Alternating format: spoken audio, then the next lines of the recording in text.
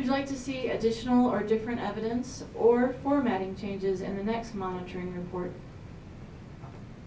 Thank you. Do you see evidence which is extraneous or no longer necessary? No? Are there any areas you would like to learn more about prior to presentation of the next monitoring report cycle? No, thank you. Finally, are there linkage needs the board should address? None noted. Do you see the need for any part of this policy to be changed? No, thank you. All right, very good. Thanks to all of you and Mr. Gregory and Dr. Hatchell. Now we're going to scoot down to item 12B. So we need a motion to approve Resolution 265-16, approval of the October 1, 2016 funded pupil count. So moved. Second. You? Discussion, Dr. Hatchell? Thank you very much, Dr. Smith. Good evening. I'm excited to share with you the certified data from this year's October count. It will probably come as no surprise that the Central Registry team starts looking at this data as early as July, paying close attention to any early signs of unexpected growth or decline. This data is reviewed weekly by Dr. Hatchell, Mr. Gregory, Dr. Peak, and me to analyze and discuss possible resource implications. Additionally, pursuant to Colorado State statute, school districts are required to report their funded pupil count each year. In the past, the October count was based on a one-day October 1 count. But to increase accuracy, that window has been expanded to 10 days. This year was September 28th to October 12th. This year's submitted pupil counts are 23,989.5 full-time equivalents and 25,615 total head count. Last year, the final verified counts were 23,575.5 full-time equivalents and 25,063 total head count.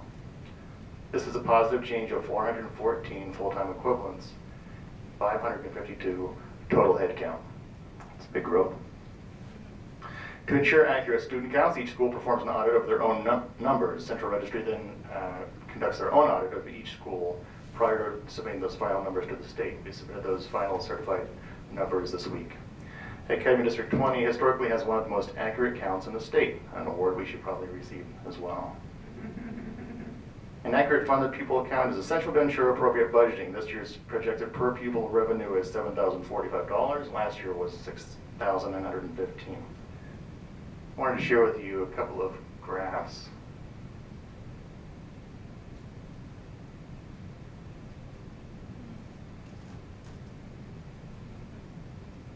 Good practice. There it is. All right, so here are the 5-year enrollment trends for the last 5 years. And if you look this year, we had the positive 552 student gain. Previous year from 2014 to 2015 was 451. If you look at the 5-year trend, average year-to-year growth is 408 students.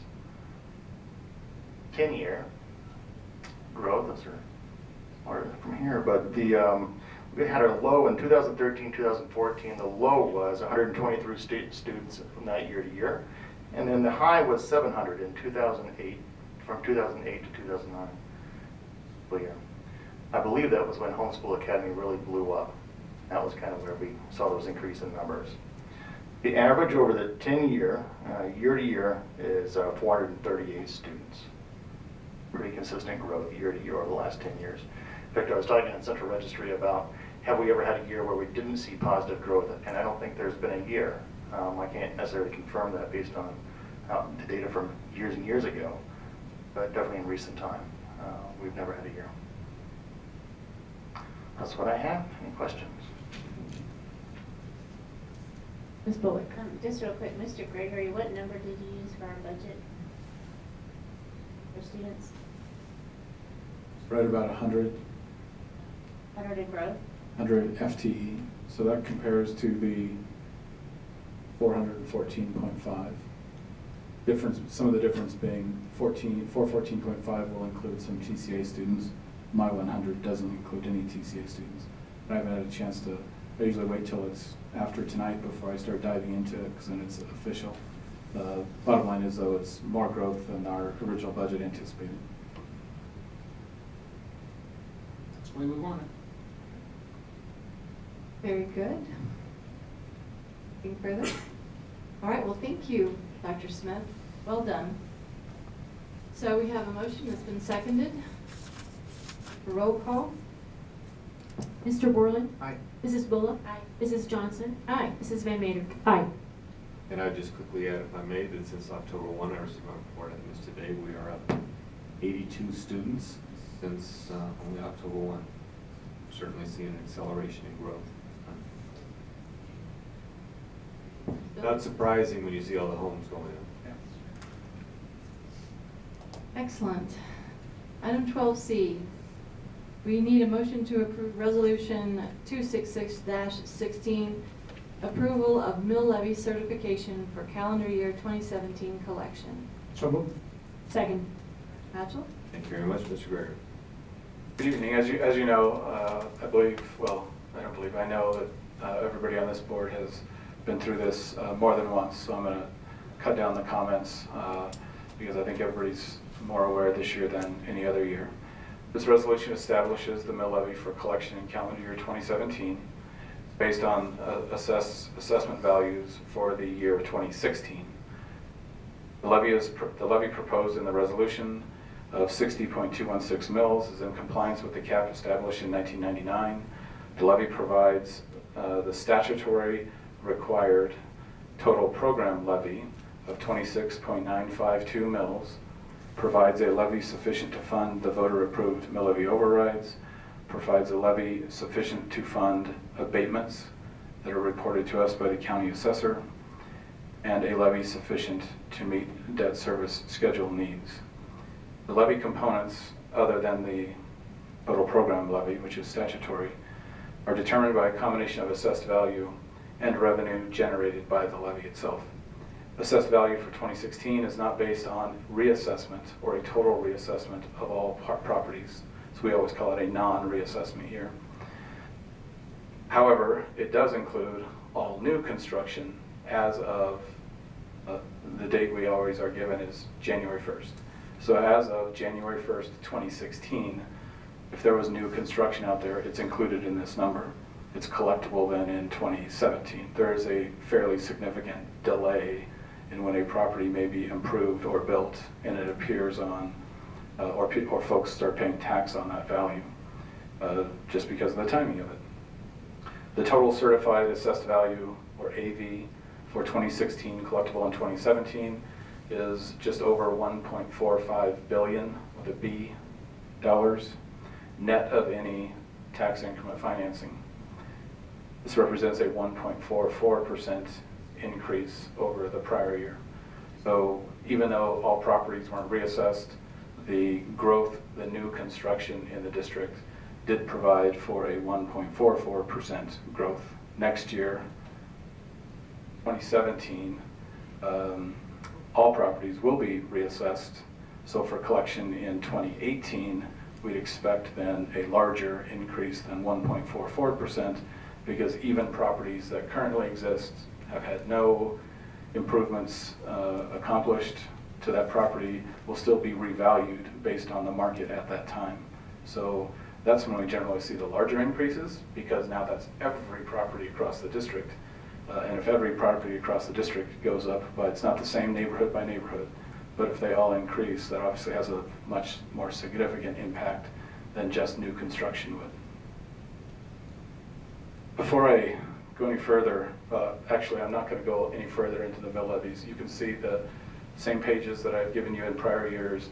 I usually work through them backwards, page 3, page 2, then page 1, but it shows you the change in levy from year to year. It shows you the revenue or the dollar amount generated by each levy. What I'd like to do is go to the last page. The page with a whole lot of numbers on it. At the top it says assessed and market valuation data.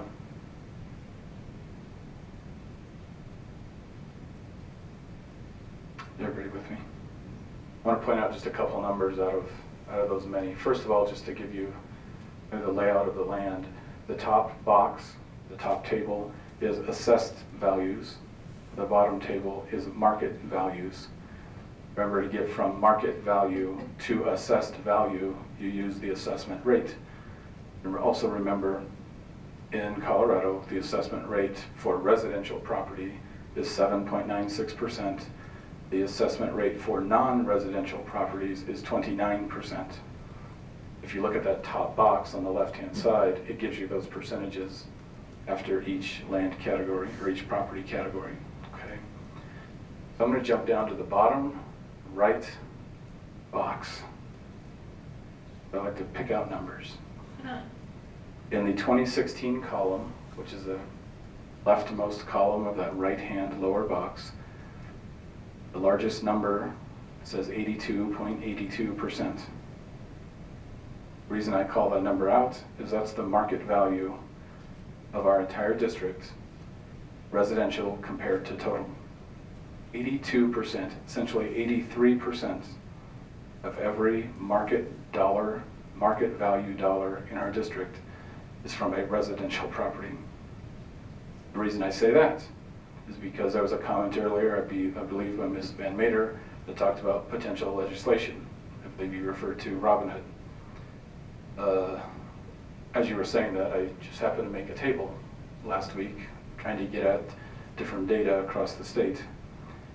If you take assessed value of every school district in Colorado, 180, 178 of them, divide their assessed value by the number of students, so we call that AV per pupil. It's one metric. We want to guess where we are on an AV assessed value, not market, assessed value per student of 178 school districts. Assessed value? It should be low because we're mostly residential. Part of it. I'll tell you, so you don't have to keep waiting.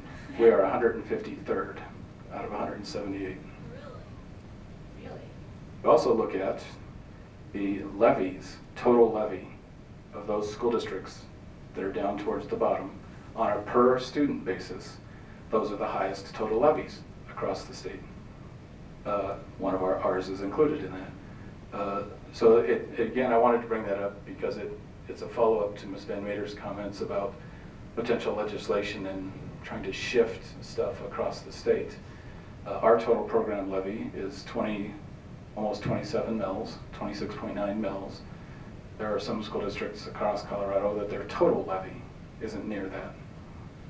That's driving some of the inequity conversation at the state level is, we've got levies across school districts that are significantly different. Is there a way somehow to bring those closer together? But I thought that was an interesting statistic. The other thing I would comment, by the way, I'll also say the lowest number of those 178 school districts is 17,000 per student. The highest is 5 million per student. Our number is 50,000 per student. So that gives you the kind of the spectrum, 17,000 to 5 million. Actually, the $5 million numbers are in oil and gas is a big deal in some areas. So school districts that are small in student number, but high in assessed value, not because of property values, but because of oil and gas under the ground, are those ones that are at the top.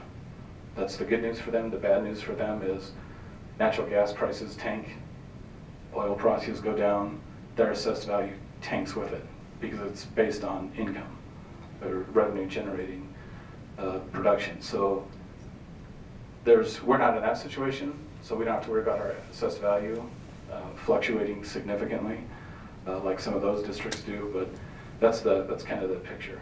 I do think it's important, though, that may be one of the more significant numbers on this page to show that we are, and if you look historically, it went from just in the last 4 years, 81.7 to 81.6 to 82.5, almost 83%. And if you look back historically, that's the trend. Non-residential values just don't keep up with the residential components. The residential grows faster inside of our school district than the non-residential does. I believe that's it. The 1.44% increase this year over last year represents a dollar amount of $23 million on an assessed value basis. $277 million on a market value basis. Now that I've thrown all those numbers at you, I'd be happy to answer any questions or take any comments. Mr. Gregory, anybody? Yes, Ms. Bullock. Sorry, I have lots of questions today. You know, it's interesting, Mr. Berger, you brought that up, that residential is 82% of the market, but only pays 35% of the taxes to Gallagher, correct? Across the state. Oh, across It's the not state. by district or by taxing jurisdiction. The residential, the assessment rate is set at the state level. So you may have variations across the area, but I can tell you this, that was market value or actual value. If you look at the percentage, it's on the same page on the top box. We are, after you apply the assessment rates, because of the difference in assessment rates, we are at 58% residential, and the non-residential grows to 35. It's closer to that 55, but it depends on where you're at in the state. Think of DPS, Denver Public Schools. Their assessed value is enormous, and that's only because of about a 10 by 10 block square that we call downtown. The values of those properties there at that 29% create ginormous taxable values as far as property tax goes. So that may throw it off a little bit there. It may be higher. In DPS, it may be that 70% of their tax base is commercial and 30% non-commercial, where ours is the reverse of that. But it's because that tax rate is set based on the entire state of Colorado, 55-45. Okay, another question. I saw the TIF increment that comes up every year, and I remember that happened when I first came on the board 7 years ago, and my understanding is that the Copper Ridge was allowed that property tax abatement or credit or whatever you want to call it for the purpose of building towers, correct? I haven't seen any movement in towers. So what happens if they don't do it? Isn't there a deadline quick approaching?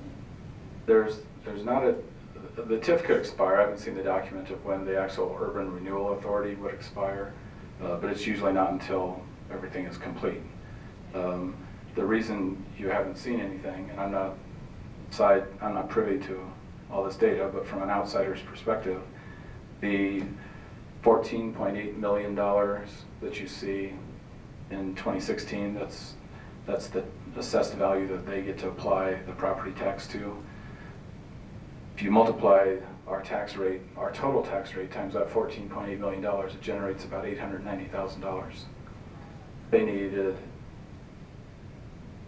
7 years ago, you said, 8 years ago, the estimate to complete powers to I-25 was nearly $100 million. So even though it seems like it's taken a long time, that if you go back and just calculate, well, let's see, just from District 20, what have they gotten from the tax rate at District 20? The highest number on here is 14.8 million. That generates about 890,000. So as you go back to the prior years, they may be at, just from the District 20 tax rates, they may be at a couple $1 million. They're a couple percentage points on their way to getting it done. Wasn't there a deadline, Dr. Hatchell? Can't remember what the sunset was, but most of their issues have been with the county.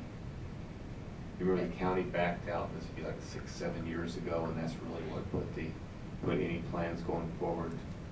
The only deadline that was out there wasn't a deadline associated with the urban renewal or the TIF or any on that side. Powers. It was with the easement that was granted for the construction of powers was a 20-year easement. In other words, if it expires in 20 years, which is a deadline, I think at that time they were 2 years into that.